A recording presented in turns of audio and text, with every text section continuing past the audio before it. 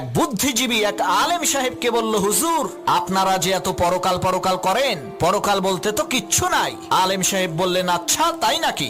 বুদ্ধিজীবী বলল, হ্যাঁ। তখন আলেম সাহেব বললেন, আচ্ছা আমি যদি এখন বলি আপনার ব্লাড ক্যান্সার হয়েছে, আপনি কি বিশ্বাস করবেন? তখন বুদ্ধিজীবী বলল, আমারে কি পাগলে কামড়াইছে নাকি এই ফালতু কথা বিশ্বাস করব? তখন আলেম সাহেব বললেন, যদি এই কথাটা কোনো বিশেষজ্ঞ ডাক্তার অত্যাধুনিক যন্ত্রের সাহায্যে চেক আপ করে আপনাকে বলে, তখন কি আপনি বিশ্বাস করবেন?